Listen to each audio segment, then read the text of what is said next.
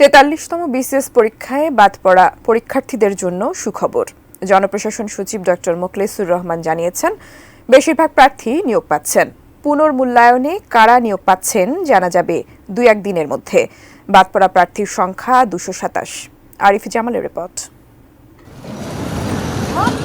বাংলাদেশ সরকারি কর্ম commission ৪৩তম BCS এর ২১৬৩ জন প্রার্থীকে নিয়োগের সুপারিশ করলেও গত ৩০ ডিসেম্বর ১৮৯৬ জন প্রার্থীকে নিয়োগের প্রজ্ঞাপন জারি করা হয়। গোয়েন্দা সংস্থার প্রতিবেদনে নেতিবাচক রিপোর্ট আসায় ২২৭ জনকে বাদ দেওয়া হয়। ১৫ জানুয়ারি নিয়োগপ্রাপ্তদের চাকরিতে যোগ দেওয়ার কথা রয়েছে। এরপর থেকেই বাদ পড়া চাকরি প্রার্থীরা বিভিন্ন কর্মসূচি পালন করে আসছিলেন। রোববার জনপ্রশাসন সচিবের কাছে সিদ্ধান্ত পুনর্বিবেচনার আবেদন জানান তারা। জনপ্রশাসন মন্ত্রণালয়ের পরামর্শ অনুযায়ী বাদ পড়া প্রার্থীদের বেশিরভাগ নিয়োগ পাওয়ার জন্য আবেদন করেছিলেন। বৃহস্পতিবার জনপ্রশাসন মন্ত্রণালয় গোয়েন্দা সংস্থার প্রতিনিধিদের নিয়ে এ সংক্রান্ত একটি বৈঠক হয়। তদন্ত এই কাজ করে আমাদের একটা পর্যায়ে আসলো। আমরা আশাবাদী এই যে ২২৭ বললাম এর মেজরিটি, মোর দ্যান মেজরিটি আপনারা এই যেভাবে বিজ্ঞাপন জারি হয়েছে যারা নর্মাল তাদের পক্ষেও জারি হবে। এটা একটা সময়ের ব্যাপার, just it is ongoing process. এখান থেকে যারা এই রিপোর্টে আজকে যে প্রজ্ঞাপনের মিটিং হলো, যারা সিলেক্টেড হলো, রিসিলেক্টেড হলো, এটা একটা সামারি যায়।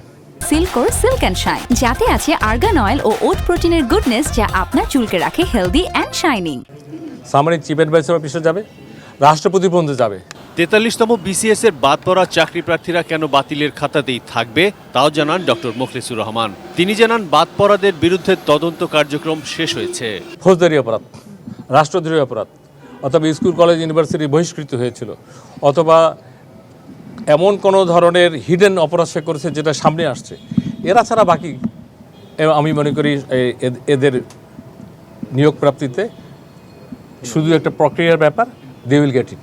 এদিকে এক প্রশ্নের উত্তরে জনপ্রশাসন সচিব জানান, চলতি অর্থবছরে সরকারি চাকরিজীবীদের জন্য মহার্ঘ ভাতা চালু হবে। মহার্ঘ ভাতাটা ভেরি রিসেন্টলি হবে।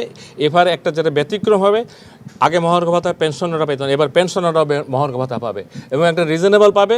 এবং পরের বছর যখন তার ইনক্রিমেন্টের সময় আসবে, এই মহার্ঘ ভাতাটা তার বেসিকের সাথে যোগ হবে। আরিফ জামাল, এটি নিউজ, ঢাকা।